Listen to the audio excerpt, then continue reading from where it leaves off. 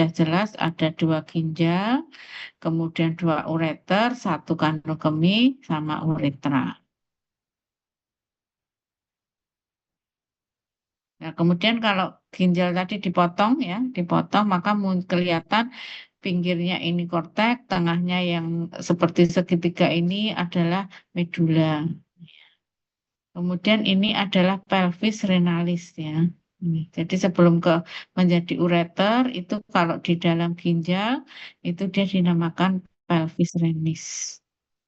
Nah, kemudian nanti di medula ini itu terdiri dari glomerulus, glomerulus ya, seperti ini glomerulus. Nah, ini saling terkait ya, jumlahnya banyak karena dia nanti berfungsi sebagai penyaring ya atau filter.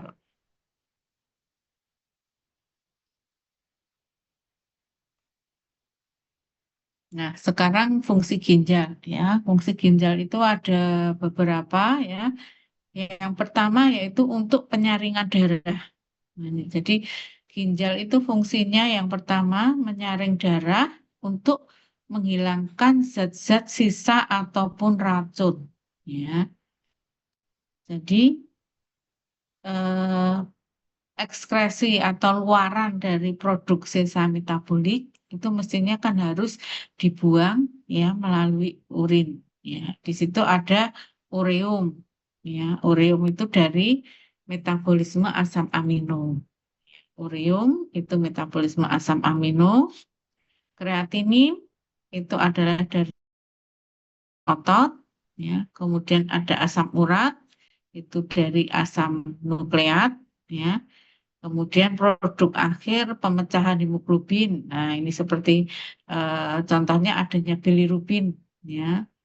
Kemudian juga metabolit berbagai hormon dan bahan kimia asing, ya. Jadi kalau kita misalnya terkena pestisida, nah itu apa makan makanan yang mengandung pestisida misalnya ya, maka dia nanti akan keluar ya, mestinya keluar bersama dengan urin, ya. Obat-obatan, kemudian zat adiktif makanan. Nah, zat adiktif makanan itu contohnya buah naga. Nah, kalau Anda makan buah naga, maka urinnya kadang nanti berubah menjadi pink warnanya. Karena pengaruh dari warna buah yang ada, gitu ya. Nah, normal urium, asam urat, kreatinin ini itu adalah dibuang, ya, dibuang ikut dengan urin, ya, ikut dengan urin. Sehingga nanti kalau kita periksa urin kita, ya, normal kadang ada urium, asam urat, bilirubin seperti ini, tapi jumlahnya memang tidak berlebihan. Nah, sekarang kalau nanti misalnya ginjal itu fungsinya sudah tidak bagus, maka sisa metabolik ini nggak bisa dikeluarkan. Nah itu karena daya filtrasinya rendah, ya gangguan fungsi, maka urium ini bisa masuk ke dalam tubuh lagi menjadi uremia, ya masuk di dalam darah menjadi uremia, akhirnya seseorang bisa keracunan ya seperti delirium, kemudian nggak sadar ya karena pengaruh uremia. Juga sama untuk bilirubin. Nah, bilirubin itu apa normal nggak ada ya di urin kita. Tapi kalau pas apa ada gangguan maka bilirubin ini akan muncul juga ya di dalam apa darah kita. Kemudian pengaturan keseimbangan cairan. Jadi fungsi dari ginjal itu dia mengontrol volume dan komposisi cairan tubuh. Ya. Jadi untuk keseimbangan cairan itu memang fungsi ginjal. Ya. Jadi kalau kita kurang minum, maka urin itu akan terlihat pekat, ya, kayak teh seperti itu. Tapi kalau kita sehat, ya, dalam artian cairannya cukup, maka urin itu warnanya akan berwarna kuning, ya. Jadi bukan coklat kayak teh seperti itu.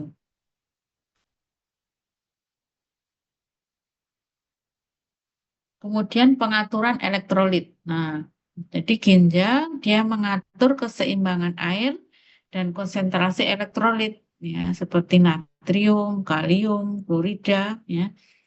Kemudian osmolalitas cairan tubuh ya. dan mengatur komposisi dan volume cairan ekstrasel. Nah, ini juga berpengaruh sekali ya. Jadi kalau komposisi cairan ekstra sel maupun intrasel itu berubah ya, maka akan menimbulkan gangguan-gangguan ya. Contohnya yang berhubungan dengan elektrolit itu adalah kram ya. Nah, kram itu adalah kondisi di mana konsentrasi elektrolit itu berlebih ya dibanding maaf dibanding jumlah airnya. Jadi nggak seimbang.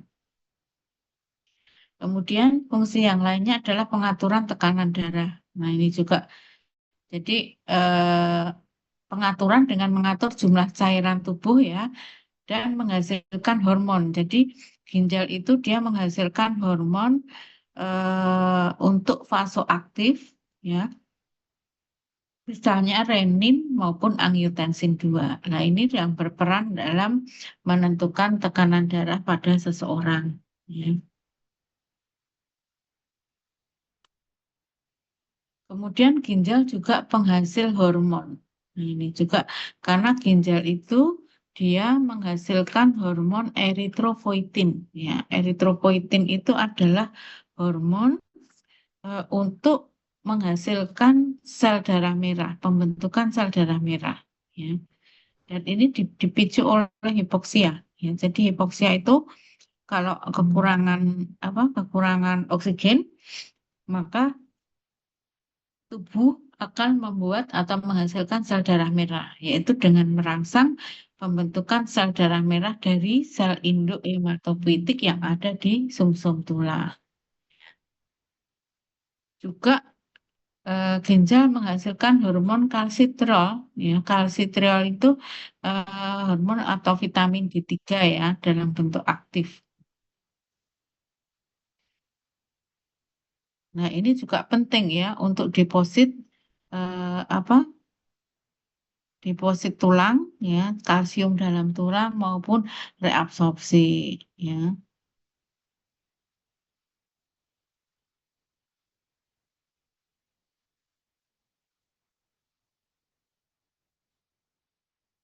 Nah, kemudian ginjal juga mensintesis glukosa ya. Jadi gluconeogenesis pembentukan glukosa dari asam amino itu ternyata disintesis oleh bahan yang dihasilkan oleh ginjal ya. Nah, pada gagal ginjal yang total, maka tubuh tidak bisa memfilter sehingga terjadi akumulasi ada kalium, asam, cairan dan produk-produk tadi sisa metabolik tadi tidak bisa dikeluarkan dari ginjal gitu ya. Nah, itu akan berakibat terjadinya kematian ya seperti itu. Kecuali kalau kita ada hemodialisis ya, karena hemodialisis itu masih merupakan satu-satunya yang dipercaya ya bahwa dia bisa untuk memulihkan keseimbangan cairan tubuh dan elektrolit yang bersifat sementara. Ya, jadi nanti setelah beberapa hari maka kondisinya akan down lagi ya. Jadi karena keracunan dari sisa-sisa metabolik lagi, maka harus dialisis lagi gitu. Jadi mengapa kok dialisis itu ada yang seminggu 2 kali, ada yang seminggu sekali, yaitu tergantung dari keparahan dari ini ketidakmampuan ginjal untuk berfungsi. Hmm. Nah, kemudian juga ginjal itu mengatur keseimbangan asam basa, ya. Jadi dengan mengatur jumlah ion hidrogen yang diserap kembali ke dalam darah, maka ginjal dapat mengatur ya keseimbangan asam basa yang ada. Yang baik itu adalah asam basa itu dalam kondisi setimbang ya. Jadi tidak asam dan tidak asam, tidak basa gitu ya. Kemudian ginjal bersama paru dan cairan tubuh mengekspresikan asam sulfurik dan asam fosforik. Nah, ini dari hasil metabolisme protein. Ya, jadi Metabolisme protein dia menghasilkan sisa ya, sisanya adalah sulfurik dan asam fosforik.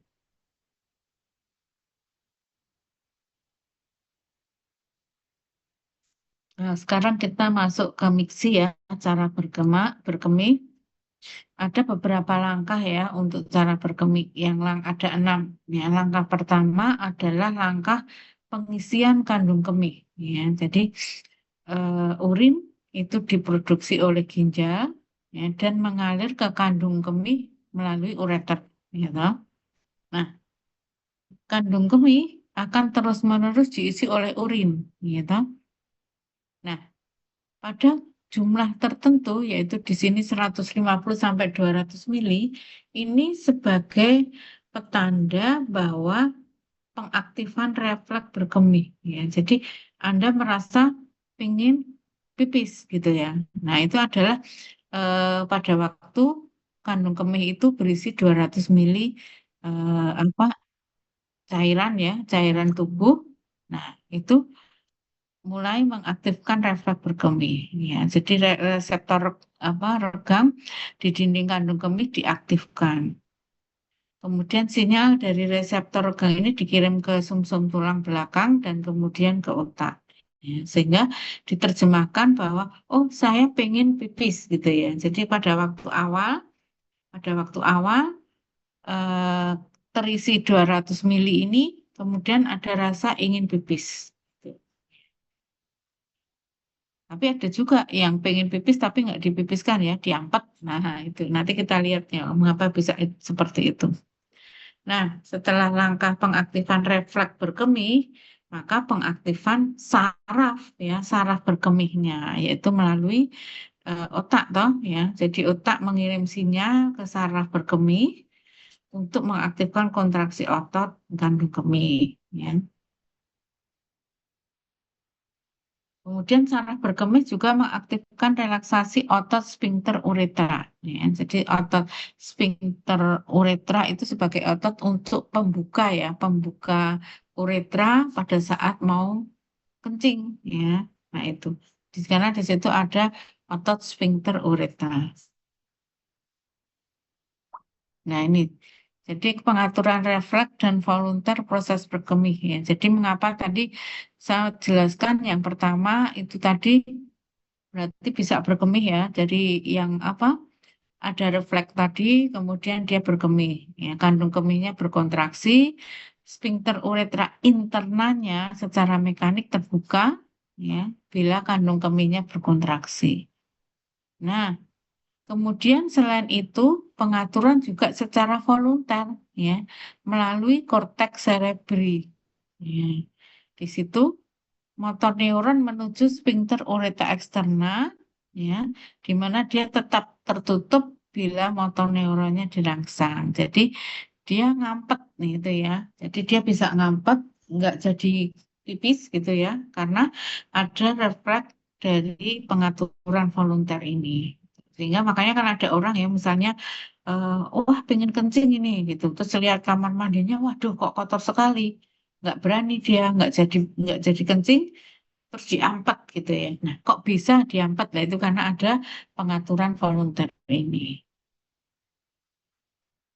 Kemudian saya lanjutkan, langkah berikutnya adalah kontraksi dari otot kandung kemih. Ya, jadi otot detrusor yang ada di kandung kemih itu akan berkontraksi untuk mengeluarkan urin. Ya. Otomatis tekanan di dalam kandung kemihnya kan meningkat ya, karena di situ ada apa? Kontraksi dari otot detrusor. Nah, sehingga setelah itu terjadi pengeluaran urin, ya, urin keluar dari kandung kemih, ya, melalui uretra.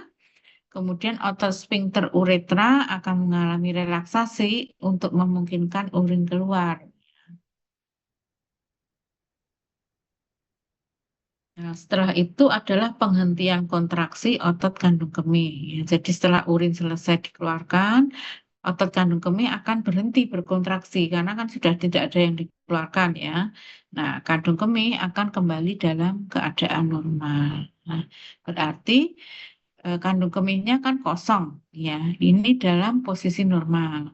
Tapi banyak ya pada orang tua ya, karena ada gangguan sehingga kandung kemih ini merasa masih ada sisa gitu ya, masih ada sisa gitu. Karena apa?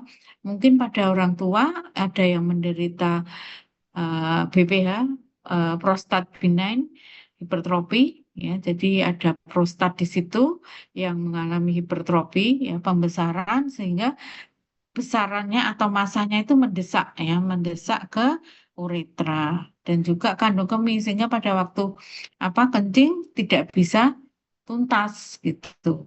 Ya, masih ada sisa di kandung kemih. Lah itu untuk kasus ya, kasus yang ada eh, prostat, pembesaran prostatnya. Nah, ini langkah-langkahnya untuk berkemih. Nah, kemudian ini saya menunjukkan ya, mengapa pada orang kadang kalau ada gangguan menggunakan kateter. Nah, kateter itu dimasukkan ya, jadi lewat uretra masuk, kemudian nanti kalau sudah sampai di kandung kemih, maka balonnya itu di apa namanya itu ya, diberi air itu ya, dimasukkan, jadi supaya bisa balonnya mengembang, sehingga itu sebagai penahan ya, penahan supaya kateternya tidak lepas. Nah, ini proses berkemih tadi ya, yang mengapa dia bisa bersifat apa langsung bisa pipis atau bisa diampet tadi ya, jadi nggak jadi pipis tadi. Sedangkan ini adalah persarafan ya yang mengenai pada kandung kemih, yaitu rata-rata saraf simpatisnya di lumbal 2 sampai dengan sakral 1.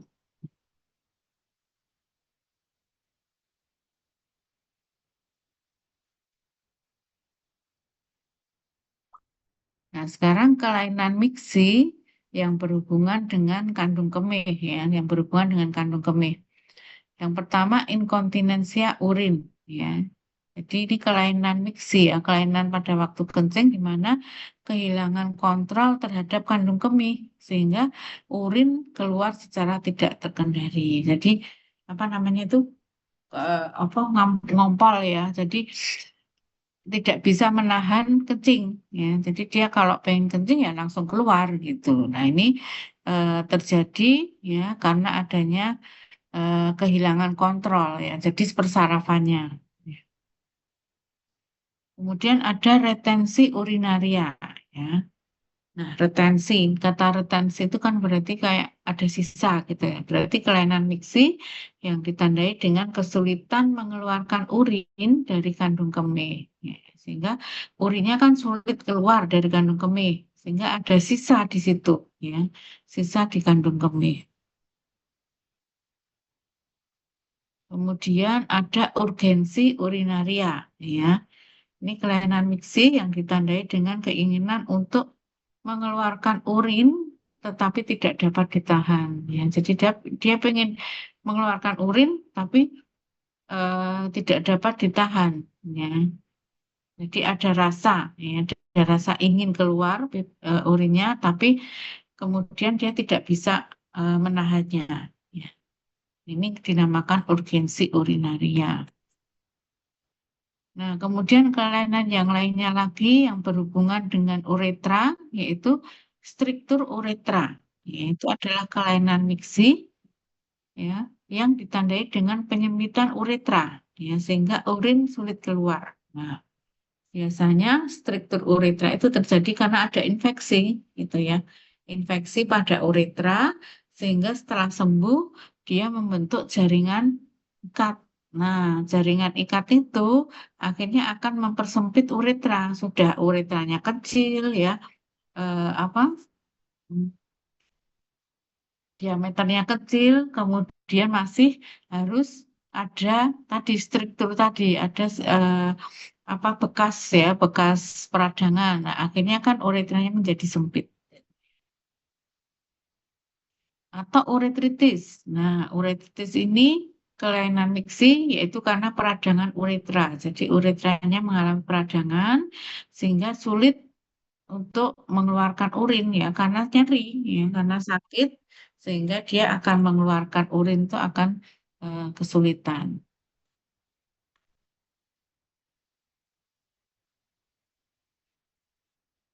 Kemudian kalau sekarang nefritis. Nah, nefritis itu kelainan miksi yang ditandai dengan peradangan ginjal. Ya, jadi ada apa peradangan pada nefronnya ya, nefritis itu pada nefronnya, sehingga menyebabkan kesulitan untuk keluarnya urin, gitu ya.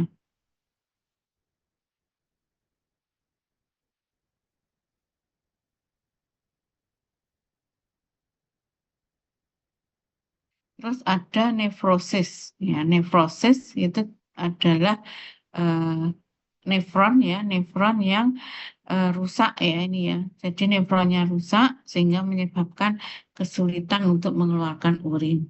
Ya, jadi lah, entah itu rusaknya ya, nefronnya rusaknya karena ada luka misalnya ya, karena kasus apa tertusuk atau kecelakaan ya, seperti itu bisa ya menyebabkan kerusakan pada ginjal.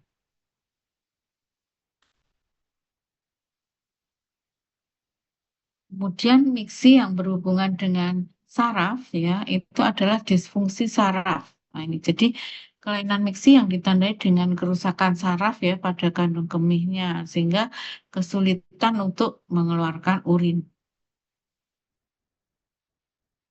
Nah, kemudian ada yang namanya neurogenic bladder. Ya. Ini hampir sama ya. Jadi kelainan miksi karena kerusakan saraf ya, pada kandung kemih sehingga kesulitan untuk mengeluarkan urin. Nah, kalau yang neurogenic bladder ini memang kerusakannya pada medula spinalis di atas sakral. Ya, jadi misalnya ada kecelakaan, kemudian posisinya dia mungkin posisi terduduk gitu ya, dengan kerasnya, nah sehingga terjadi kerusakan pada medula spinalis di atas sakral. Nah, itu bisa saja terjadi.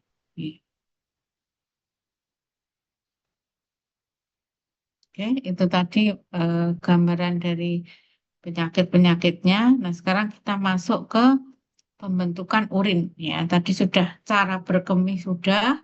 Sekarang bagaimana sih membentuk atau terjadinya urin? Ya. Nah, proses pembentukan urin itu terdiri dari 4 tahap ya. Kita dari gambar ini saja sebetulnya udah bisa dijelaskan ya. Jadi ada tahap filtration. Filtration itu di glomerulus ya di sini. Jadi di sini darah akan masuk ke dalam lumen ya. Kemudian di sini difiltrasi ya. Nah, setelah difiltrasi maka dia akan direabsorpsi ya. Akan direabsorpsi. Reabsorpsi di sini adalah berarti eh, bahan-bahan ya, bahan-bahan yang masih berguna gitu ya, itu akan diserap kembali oleh ginjal gitu ya di daerah proksimal, tubulus proksimal. Nah, jadi perhatikan kalau reabsorpsi itu ada di tubulus proksimal. Nah, setelah barang apa zat-zat yang berguna tadi diambil, maka dia akan menuju ke secretion. Ya, secretion itu eh, apa? Mulai yang berguna tadi dimasukkan ya, dimasukkan ke dalam lumen ya.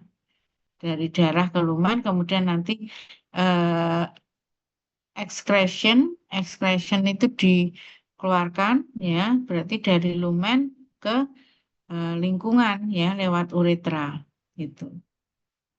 Jadi ada filtration, reabsorption, kemudian secretion, kemudian satu lagi adalah ekskresi. Ya, jadi ada 4 tahap. Nah ini prosesnya ya, langkah yang pertama itu adalah filtrasi. Ya, filtrasi darah terjadi di glomerulus. Ya, jadi proses penyaringan, ya, penyaringan plasma yang bebas protein dari kapiler glomerulus ke dalam kapsula Bowman. Ya, jadi eh, apa? Pertama, pertama itu darah di apa namanya disaring ya dalam glomerulus. Jadi darah itu dari aorta masuk ke ginjal melalui arteri renalis, kemudian dari arteri renalis darah masuk ke dalam glomerulus, ya. Di glomerulus darahnya difilter oleh membran filtrasi, ya. Nah, cairan yang difilter tadi disebut dengan filtrat glomerulus, ya, yang kemudian dia akan memasuki tubulus renalis. Tubulus renalis itu ada yang proksimal, ada yang eh, distal, ya. Nanti kita lihat. Nah, ini proses filtrasi ya. Yang pertama ini saya seperti yang saya jelaskan tadi. Hmm. Kemudian langkah kedua yaitu reabsorpsi. Nah, reabsorpsi di tubulus proksimal biasanya ya, yaitu perpindahan zat dari lumen tubulus menuju plasma kapiler peritubulus.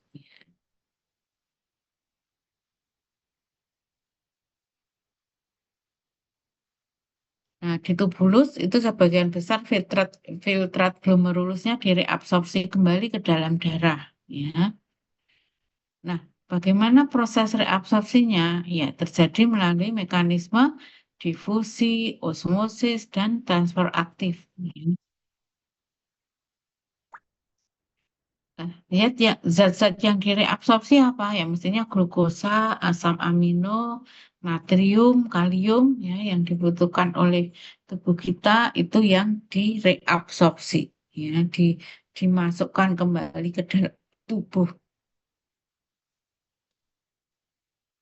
Ini gambarannya. Ya, jadi reabsorpsinya di tubulus proksimal itu ya, itu nanti mekanismenya berbeda-beda, ya. Ada untuk natrium, kemudian untuk glukosa, ya. Kemudian juga ini untuk reabsorpsi ureanya, ya. Ini juga di tubulus proksimal. Jadi glukosa, urea itu kan bahan-bahan yang masih kita gunakan gitu ya di reabsorpsi. Nah, selain itu juga ada transitosis protein plasma. Maksudnya protein yang berat molekulnya kecil itu akan difiltrasi, direabsorpsi di tubulus proksimal. Ya. Kalau proteinnya berat molekulnya kecil.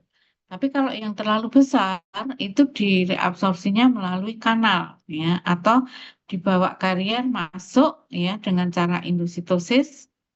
Nah, kemudian nanti akan ketemu membran basolateral ya, yang bersifat transitosis. Nah, karena memang di ginjal kan berfungsi untuk eh, apa gluconeogenesis juga ya. Kemudian reabsorpsi air. Air juga kita ambil ya, kita bawa masuk.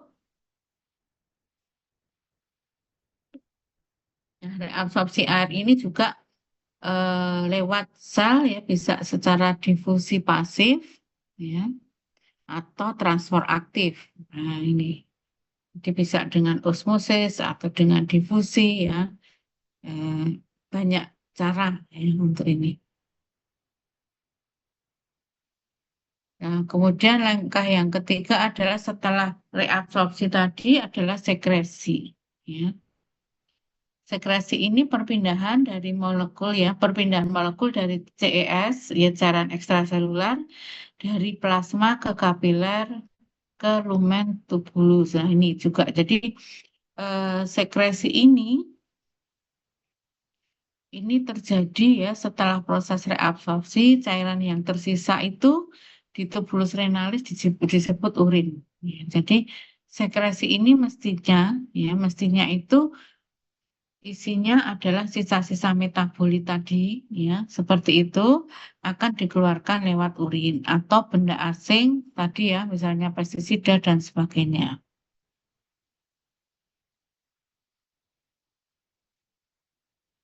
Nah, proses untuk sekresi itu melalui beberapa mekanisme ya, bisa difusi atau transfer aktif seperti yang saya ceritakan tadi.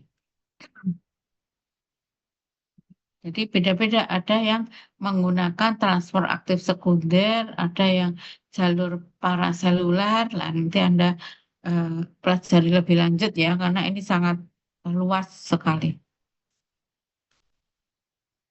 Kemudian langkah yang keempat adalah konsentrasi urin. Nah ini jadi urin yang dihasilkan ya di dalam tubulus kolektif itu biasanya masih encer, osmolaritasnya rendah gitu ya.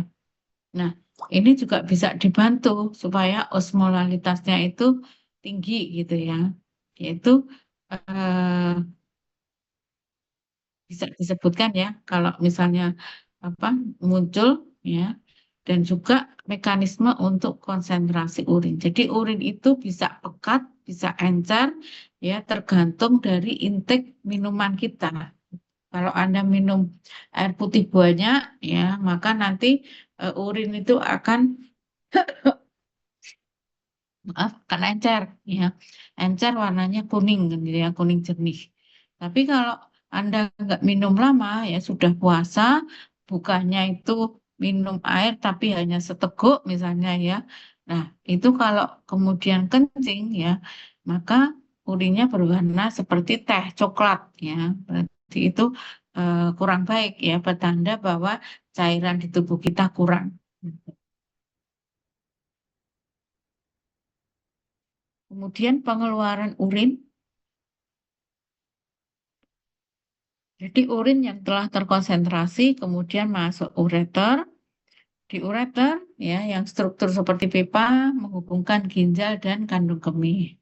Nah, kemudian urin akan disimpan di kandung kemih sampai miksi berkemih terjadi ya. Jadi disimpan tapi nanti kalau pas apa keluar ya urin itu akan eh, dikeluarkan pada saat berkemih ya, atau pipis gitu ya. Ini gambarannya tadi. Oke. Nah, sekarang yang keempat yaitu penyakit ginjal dan kelainan uretra. Nah, ini penyakit ginjal yang berhubungan dengan struktur ginjal dulu, ya. Berdasarkan struktur ginjal, di sini ada nefritis, ya. Tadi sudah ya peradangan pada ginjal, kerusakan pada struktur ginjalnya, nefrosis itu adalah kerusakan pada ginjal yang menyebabkan kehilangan fungsi ginjal. Tadi udah dibahas ya di depan tadi dengan nefrosis sama nefritis. Kemudian ada glomerulonefritis. Dari kalimatnya kalau dia tis gitu ya, itu berarti apa? Ada peradangan ya. Peradangan pada glomerulus ya. Itu namanya glomerulonefritis ya. Kemudian kalau pyelonefritis, ini peradangan pada jaringan ginjal yang dapat menyebabkan kerusakan pada struktur ginjal. Ya, jadi pada filmnya atau bagian bagian masuknya itu ya, yang sebelum pembuluh darah ke apa ke ginjal. Ya.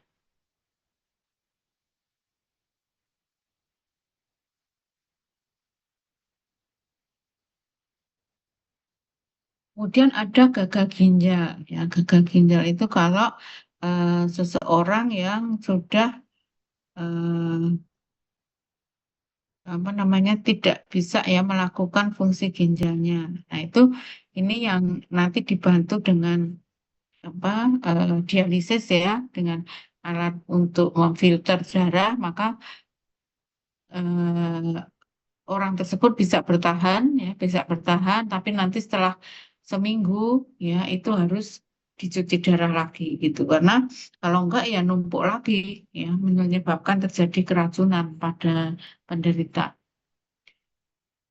Kemudian insufisiensi ginjal, ya, yaitu eh, kegagalan ginjal untuk melakukan fungsi normalnya, tapi masih dapat melakukan beberapa hal fungsi karena bersifat insufisiensi ya. Jadi kegagalannya itu sebagian gitu.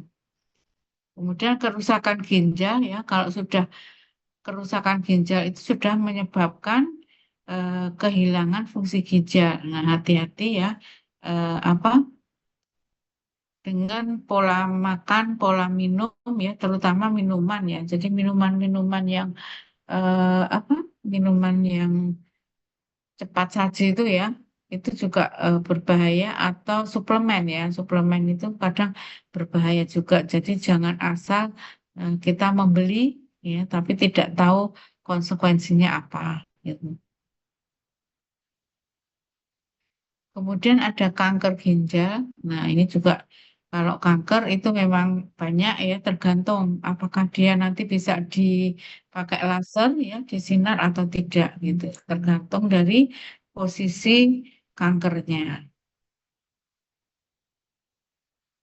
Kalau polikistik, ya polikistik itu kistik, kista, ya poli itu banyak. Jadi ada kista banyak di dalam tubuh kita. Ya, itu bisa saja terjadi ya. Kemudian untuk batu ginjal itu adalah batu yang ada di ginjal ya. Nah ini juga apa banyak menyebabkan rasa sakit ya, kolik maupun nyeri pada waktu kesulitan apa mengeluarkan air kencing. Kemudian nefrolithiasis berarti pembentukan batu di ginjal yaitu di bagian nefron ya yang disebabkan karena kerusakan pada struktur ginjal. Ya, jadi mungkin dulunya ada kelainan anatomi gitu ya yang kita nggak tahu. Nah, sekarang setelah dilakukan penelitian lebih lanjut, ternyata ada nefrolithiasisnya gitu. Kemudian nefropati diabetes. Nah, ini karena keracunan atau kena DM ya kencing manis maka dia pengukurannya adalah nefropati diabetik dan gagal ginjal diabetik. Ya, keduanya itu pada yang diperiksa itu mestinya dalam kondisi yang fit ya kalau mau apa melakukan atau mengetes ya ngetes atau mengukur darah untuk mengetahui kondisi dari apa lab kita. Terus ada nefropati hipertensi. Nah, ini karena gangguan hipertensi. Ya. Jadi, eh, karena hipertensi, maka dia juga mengenai pada bagian nefronnya. Kemudian gagal ginjal hipertensi. Nah, ini memang kegagalan ginjal yang disebabkan karena penyakit hipertensi. Jadi tubuh kan tadi ginjal berfungsi untuk regulasi ya, regulasi tekanan darah gitu. Nah, tapi karena di sini sudah terhandle gitu ya, tekanan darahnya sudah dihandle oleh ibu-ibu di ibu-ibu di lapangan tadi, sehingga eh, cukup ya kita sudah tahu oh berarti ada hipertensinya. Ini yang perlu diperhatikan ya. Jadi jangan asal apa kita lihat oh ini gagal ginjalnya hipertensi gitu. Nah, kita cek dulu ya, cek dulu tekanan darahnya berapa karena kadang bisa naik turun gitu ya. Jadi kalau sudah stabil di angka tersebut, kita baru berhenti gitu. Kemudian gangguan spesifik di tubulus. Nah, misalnya glukosuria ya. Berarti di sini eh, apa adanya glukosa ya metabolisme dari glukosa yang keluar lewat urin gitu. Kemudian aminoasiduria ini juga eh, tubuh nggak bisa mereabsorpsi asam amino akhirnya ya asam aminonya itu meningkat gitu ya meningkat ada di dalam tubuh kita. Kemudian hipofosfatemia. Nah, ini juga gagal mereabsorpsi fosfat. Ya. Jadi eh, dalam proses di ginjal itu ya mulai dari tadi filtrasi, sekresi, reabsorpsi, sekresi, kemudian ekskresi itu semuanya eh, terjadi secara berurutan. Nah, mestinya ada gangguan-gangguan seperti ini itu karena memang kadang kita tidak tahu ya, ternyata dengan adanya hipertensi, nah itu terjadi asidosis pada tubulus ginjalnya misalnya. Nah, itu kan karena tadi fungsi ginjal yang untuk keseimbangan asam basa tadi tidak dapat berjalan dengan baik gitu ya. Kemudian diabetes insipidus nefrogenik. Nah, ini adalah DM di mana tubuh gagal merespon hormon antidiuretiknya. Jadi kalau antidiuretik itu adalah obat ya untuk apa? Anti ya anti lawan diuretik itu adalah untuk memperlancar apa? Kencing. Nah, jadi di sini kalau diabetes insipidus itu adalah keluhannya dia akan lebih sering kencing gitu ya. Nah, di mana di situ tubuh gagal merespon hormon antidiuretik, jadi hormon antidiuretiknya nggak ada. Kemudian sindrom Fanconi, kelainan reabsorpsi umum pada tubulus ginjal. Kalau ini sindrom Fanconi ini kelainan kelainan reabsorpsi yang maksudnya kongenital. Nah, kemudian kalau pada uretra, nah uretra itu ada uretritis ya peradangannya pada uretra karena pengaruh infeksi bakteri, virus ya seperti itu kita sebut uretritis. Kemudian kalau berkembang ya dari peradangan tadi uretritis sembuh, maka dia akan menjadi struktur uretra yaitu eh, saluran uretra tadi karena peradangan, kemudian dia sembuh membentuk yang namanya jaringan ikat. Nah, jadi uretra itu menjadi sempit ya karena salurannya menjadi jaringan ikat sehingga ya sulit untuk mengeluarkan urin. Ya.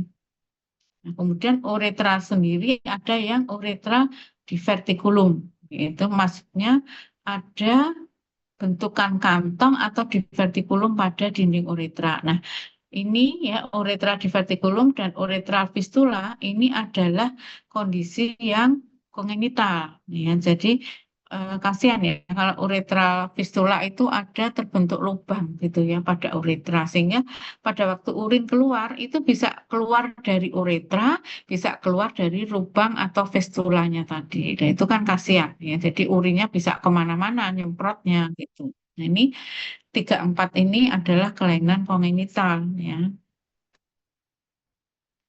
Nah, kemudian juga ada ya kanker pada uretra. Nah, ini pada kondisi-kondisi tertentu memang ya kalau apa kanker itu tidak bisa diduga ya, jadi bisa kemanapun ke semua organ. Ya.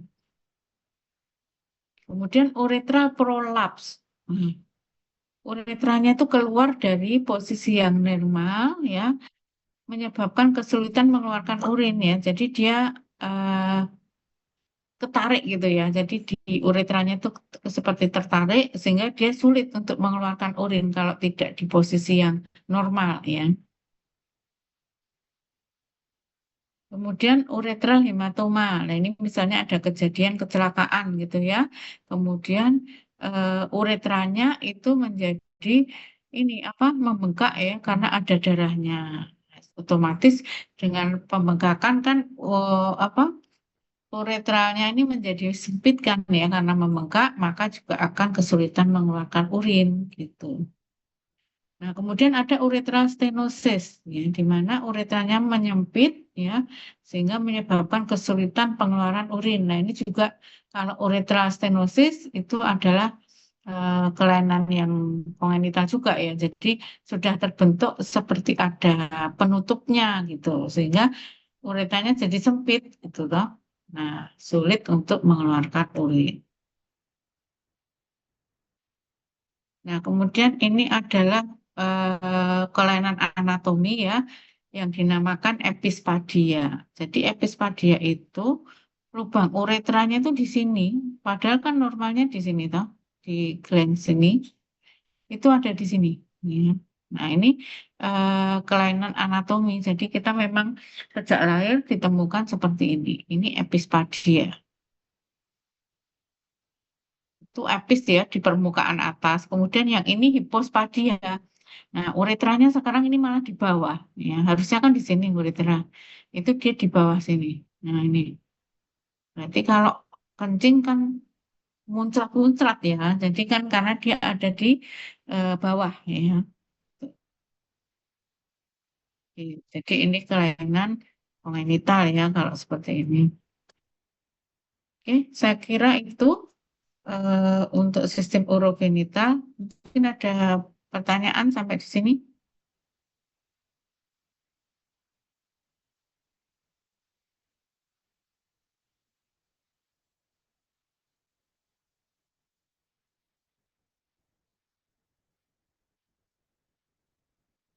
Oke, ada pertanyaan nggak?